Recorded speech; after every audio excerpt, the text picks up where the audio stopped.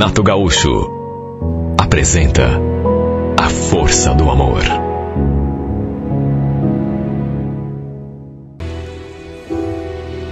Depois de toda a turbulência que eu tinha passado com o meu ex-marido, eu agora estava vivendo um período bom da minha vida. Sabe, eu acho que nunca tinha me sentido tão tranquila, nunca tinha me sentido tão em paz, e juro. Não pensava em me envolver com ninguém, pelo menos tão cedo. E quando digo ninguém, é com ninguém mesmo. Para se ter uma ideia, fazia já 2 anos e meio que eu estava sozinho. Meu casamento tinha sido uma experiência tão traumática, tão frustrante, que talvez eu continuasse sozinho por muito tempo ainda. Eu só queria cuidar de mim e da minha filha. Na verdade, era mais por ela que eu vivia. Meu ex-marido, graças a Deus, já estava até vivendo com outra mulher, parou de pegar no meu pé, passou a me dar um pouco de sossego, que era o que eu precisava. Mas foi justamente nessa época, quando eu tinha esse tipo de pensamento, que o destino colocou o Daniel no meu caminho. Eu frequentava uma igreja ali perto de casa, costumava assistir aos cultos assim, aos sábados à noite, e um dia, aquele homem puxou conversa comigo. Lembro que eu estava ali com a minha filha do lado, e ele estava sentado do meu lado no mesmo banco. O culto ainda não tinha começado. Aí ele se virou assim para mim, viu que eu estava fazendo agrado na Isabelle e comentou: "Puxa, que graça de menina, é tua filha?" Falei que sim. Aí ele quis saber o nome dela, quantos anos ela tinha e mais uma porção de coisa. E sabe, falou aquilo assim, mas de um jeito tão natural, tão espontâneo, que eu gostei do jeito dele. Parecia ser um cara assim, bacana. Se chamava Daniel, quis saber meu nome e depois de apresentados, ele ainda perguntou: "E o teu marido não quis vir ao culto com você?" "Então, na verdade eu sou separada." "Ah, entendi.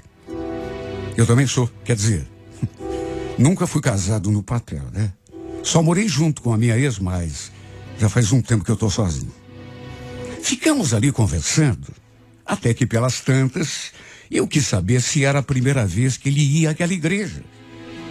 E perguntei porque nunca tinha o visto ali por perto. Mas ele rebateu: "Não, eu venho sempre. Aliás, eu já tinha te notado antes. Sempre vejo você e a tua menina aqui." Eu falei, confessei que nunca o tinha visto antes. Ou pelo menos nunca tinha prestado atenção. Só que, na verdade, eu também nunca fui assim de ficar reparando nas pessoas. Mas sabe, quando estava ali, procurando me concentrar no culto, no sermão do pastor, eu realmente ficava assim, absorta. O fato é que, repito, gostei do jeito dele. Um homem bastante simpático, muito cordial. Ele falou que também morava ali no bairro. Tinha se mudado fazia uns 2 ou 3 meses. Depois do culto, inclusive, ele nos acompanhou até a esquina de casa e a gente foi conversando o tempo todo. Confesso que fiquei com a imagem dele no pensamento. E com uma impressão muito boa. E aquela foi apenas a primeira vez que a gente se viu e que conversou na igreja. Até procurávamos um ao outro, assim, para ficarmos sentados perto. E a verdade é que a presença desse rapaz começou a me trazer sensações. Eu comecei a pensar nele, a querer vê-lo, a gostar das nossas conversas. Tanto que a semana para mim começou a custar para passar. Eu não via a hora de chegar o sábado só para poder encontrá-lo na igreja. Até que tempos depois, um sábado, depois do culto, assim que chegamos à esquina de casa, eu criei coragem e perguntei: "Escuta, Daniel, você não quer almoçar com a gente amanhã?" "Amanhã? Claro. Puxa, vou adorar." Deixamos tudo combinado. Até lhe passei meu número para ele me ligar e avisar se pintasse algum imprevisto. Ele até perguntou se precisava levar alguma coisa, mas eu falei que não. Era para deixar tudo por minha conta. A gente então se despediu com um beijo no rosto, mas confesso que naquelas alturas minha vontade já era de lhe dar um beijo na boca. Olha como meu coração bateu naquele momento. Principalmente porque, depois do beijo no rosto, a gente se olhou de um jeito. E eu, que não pensava em me envolver com ninguém, que só queria cuidar de mim e da minha filha, me vi suspirando por ele, fantasiando, já imaginando coisas, me perdendo nos sonhos mais loucos. No domingo, caprichei na comida, até que no horário mais ou menos estabelecido ele chegou. Para minha surpresa, trouxe uma boneca e alguns chocolates para minha filha, que naturalmente adorou. Foi um domingo muito gostoso que a gente passou junto. Sabe, tudo muito agradável. Até que à tarde, enquanto a Isabelle brincava com as bonecas dela no quarto, ficamos ali sozinhos na sala. Eu olhava para ele e sentia aquele descompasso no coração. Juro, não imaginei que fosse me sentir daquele modo diante de outro homem tão cedo. Porque depois do fracasso do meu casamento, do tormento que eu vivi nas mãos do meu ex, eu tinha jurado a mim mesma que só me envolveria com outro cara se tivesse certeza de que ele não ia me fazer sofrer. Só que é aquela coisa, né? Quem pode ter certeza de algo quando se trata de amor? No caso do Daniel, por exemplo, eu conhecia tão pouco. Fazia tão pouco tempo que tínhamos nos conhecido.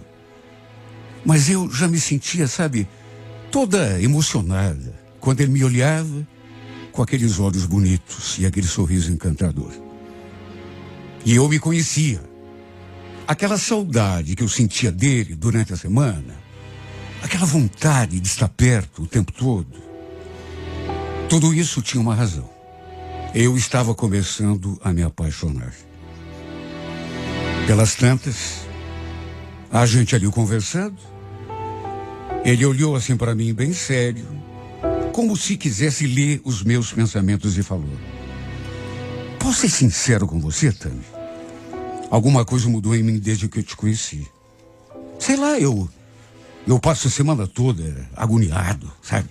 Não vejo a hora de chegar o sábado para poder te ver lá no culto, conversar com você. Nossa, Daniel, parece até que a gente combinou, viu? Porque eu também me sinto assim em relação a você. Jura? Bom, então eu acho que foi Deus que nos aproximou. Posso te pedir um beijo?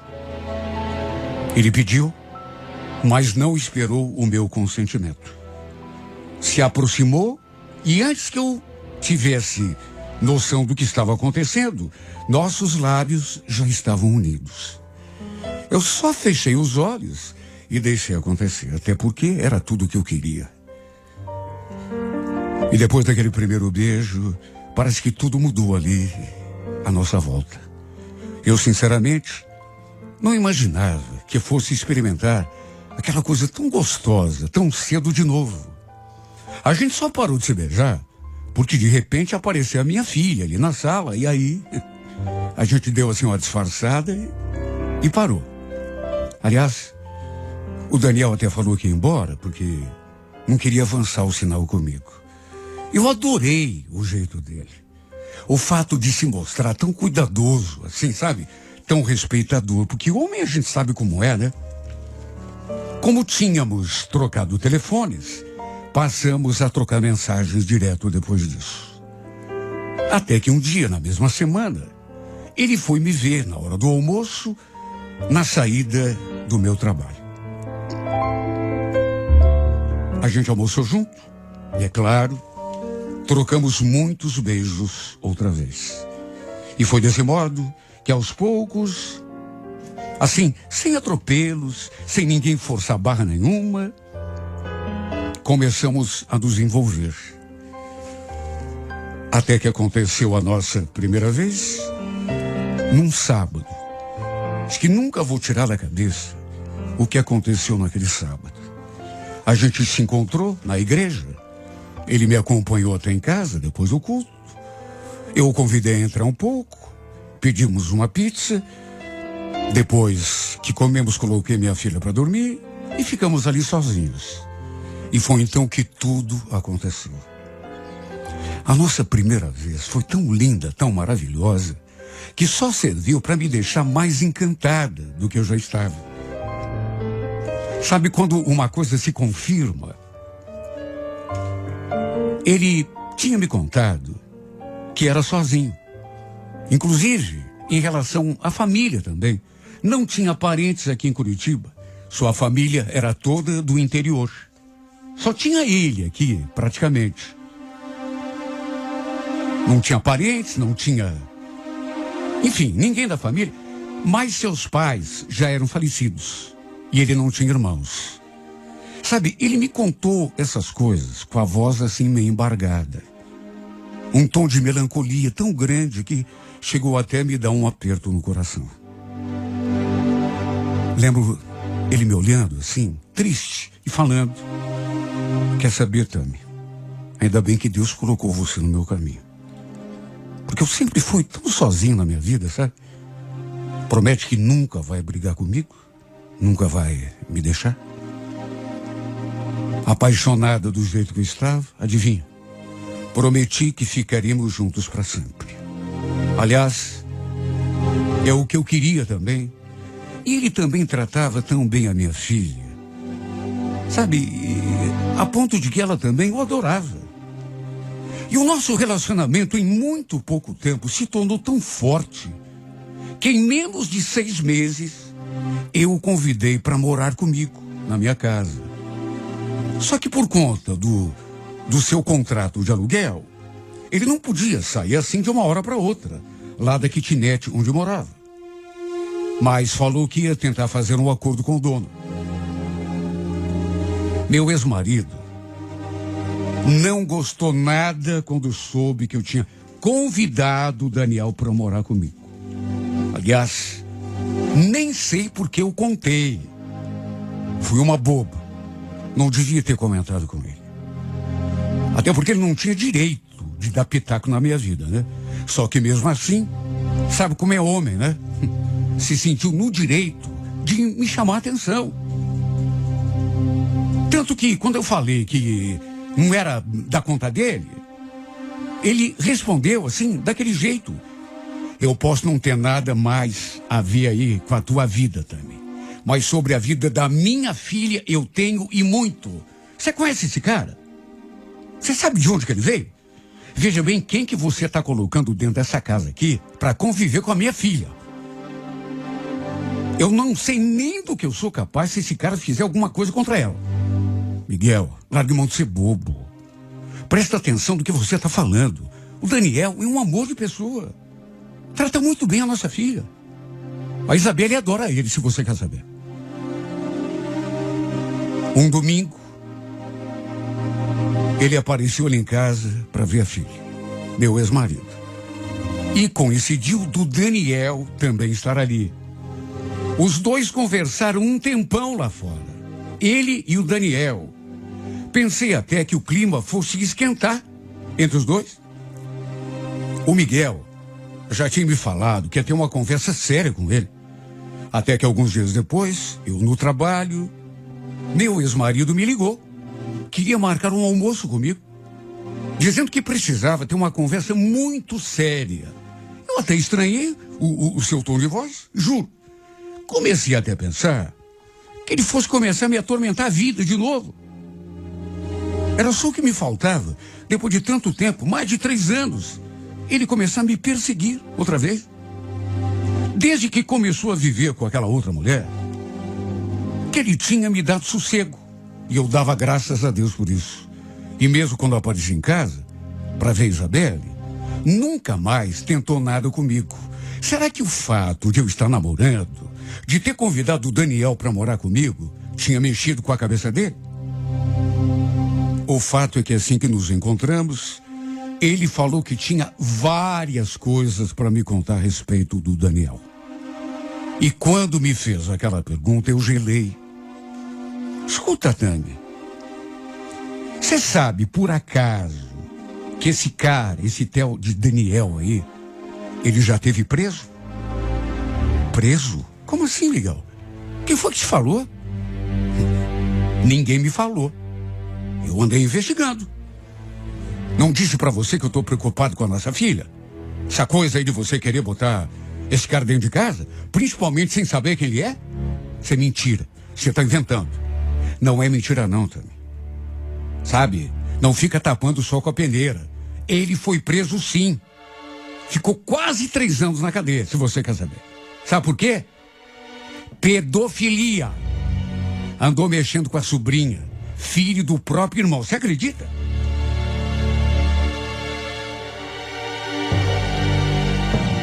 Olha, eu fiquei tão aturdida, ouvindo aquelas coisas todas. Só que não acreditei. Você está inventando isso, Miguel. O Daniel não tem nem irmão, se você quer saber, viu? Aliás, os pais dele também já são falecidos. Ô, Tami, não quero mais esse cara perto da minha filha. Ele já foi preso porque mexeu com a sobrinha, a menina era novinha, tinha praticamente a idade da Isabelle. O próprio irmão denunciou o safado, que mandou ele pra cadeia. Viu? Agora, se você quer se enganar com ele, tudo bem. Agora, ele perto da minha filha, nunca mais. Aliás, você escolhe. Ou despacha esse cara pra bem longe da Isabelle, ou ela vai morar comigo. Perto desse vagabundo aí, ela não fica. Olha, eu fiquei tão assustada. Mesmo achando que era mentira. Porque o Daniel tinha me contado que era sozinho no mundo. Que seus pais eram falecidos. Ele não tinha irmãos. Por que mentiria a respeito de uma coisa tão séria dessas? Tanto que continuei dizendo que era mentira. Ele estava inventando aquela história por ciúme ou despeito. Porque viu que eu estava feliz. Mas ele retrucou. Olha, se você quiser, eu posso levantar a ficha dele para você. Você sabe que para mim isso é fácil, né? Eu tenho amigos na polícia. Aliás, como você acha que eu descobri tudo isso?